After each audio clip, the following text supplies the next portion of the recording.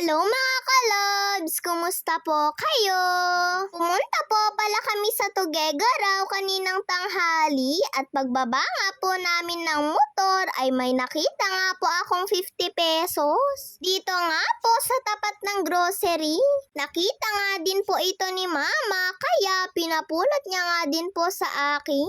Hindi naman po namin alam mga kalobs kung kanino ito dahil pagkadating nga po namin sa grocery ay wala nga pong mga tao. Kaya sabi ni mama ay sa akin na lang daw po yun. Dito nga po muna kami pumunta mga kalobs dahil may bibilhin nga po kami dito. Bibili po kasi kami ng pampalabok ni mama para po bukas. Tapos eto nga at nagdadagdag din po kami ng mga iilang kailangan. Tulad nga po nitong Milo, kape, at yung mga iba pa nga pong kakailanganin namin sa bahay. Pati na nga din po yung kailangan ni mama sa pampalabok niya. At nagdagdag din po pala si papa ng sardinas. Pati na nga din po gatas. At pagkakita ko nga po dito sa mga marshmallow, mga kalobs, sabi ko nga po kay mama ay kukuha po ako. Eto nga po yung gusto ko, yung mga nasa maliliit na plastic. At nagdagdag pa nga po ako ng mikmik mga kalobs.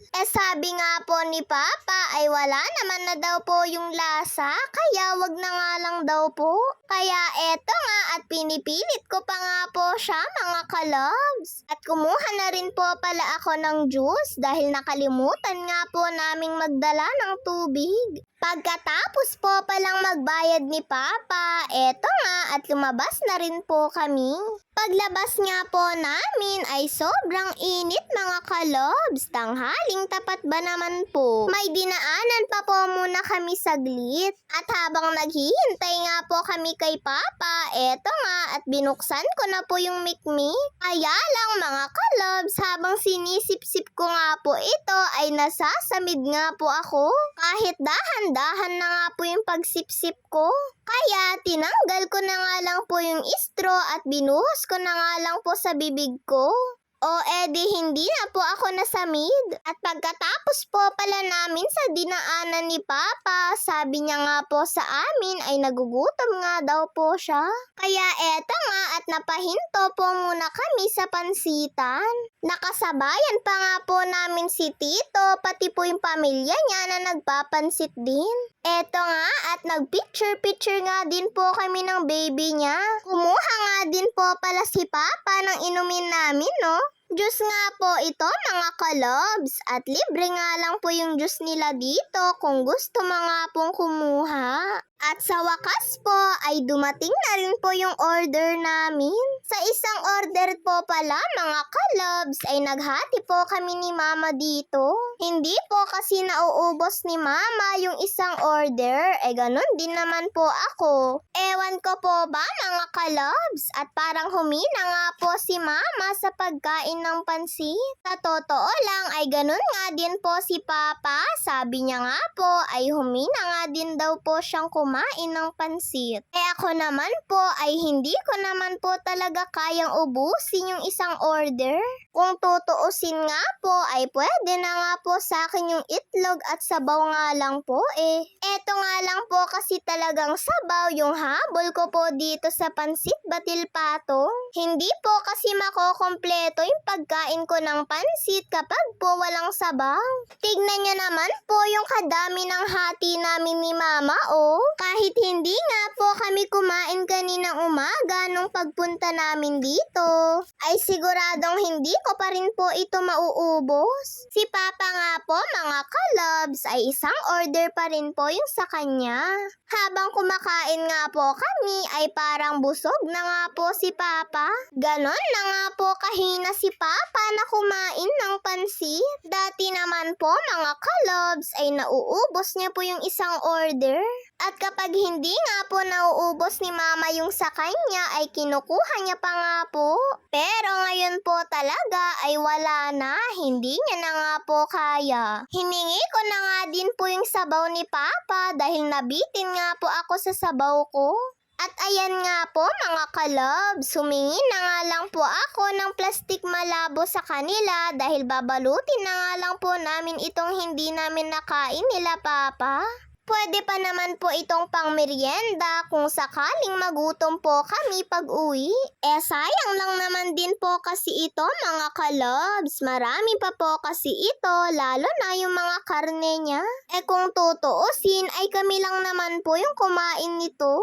Ayan nga at tinatali ko na nga din po itong pansit. Eto nga pong binalot ko kung tutuusin ay kalahati na nga po ito ng isang order. O at least may merienda na po kami pag-uwi. At binigay ko na nga din po kay Papa dahil ilalagay niya na nga po yun sa bag namin. Pero bago nga po kami umuwi ay inayos ko na nga po muna eto pong pinagkainan namin. Alam niyo na po mga kalobs, gawain po talaga namin ito nila Mama kapag po kumakain po kami sa labas. Saglit lang naman po kasi itong ayusin. At nung okay na nga din po si Papa, ay binitbit na nga din po namin itong gamit namin. Pero kinuha nga po sa akin ni Papa dahil mabigat nga daw po. Bago nga po kami pumunta sa motor, ay sabi nga po ni Papa ay uminom nga daw po muna kami ng tubig. Sobrang init daw po kasi mga kalobs, lalo na wala nga daw po kaming dalang tubig. At dumiretso na nga po muna kami dito sa palengke dahil may bibilhin nga lang po kami dito sa Save More. Bibili po kasi kami ng mga manok mga kalobs. At bago po pala kami makapasok sa grocery, iniwan nga lang po muna ni Papa yung mga gamit namin sa bagger. Hindi naman po kasi ito pwedeng ipasok. Dito nga po kami bibili ng mga manok dahil dati na nga po itong nahiwa-hiwa. Napag-usapan po kasi ni Mama pati po ni Tita na magba-barbecue nga daw po sana kami.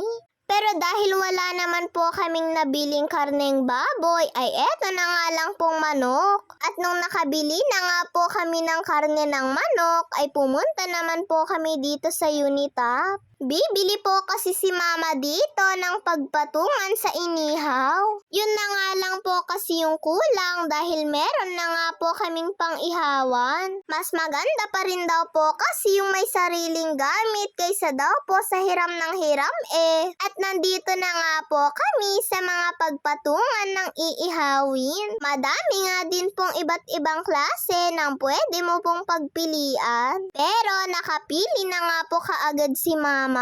Yung malaki na nga lang po yung pinili ni Mama dahil sakto na nga po yun sa iihawin namin. At eto na nga lang daw pong hawak ni Papa yung kukunin namin. May pinakita nga din po ako kay Papa, kaya lang maninipis daw po kasi yung mga bakal nito. Tignan niyo naman po yung ginagawa ni Papa, oh. Feeling niya po tuloy ay pang badminton yung hawak niya. Talaga tong Papa ko ah. At nung nakabili na nga po kami mga kalobs, ay nagbayad na nga din po kami dito sa cashier. God bless to all mga kalobs!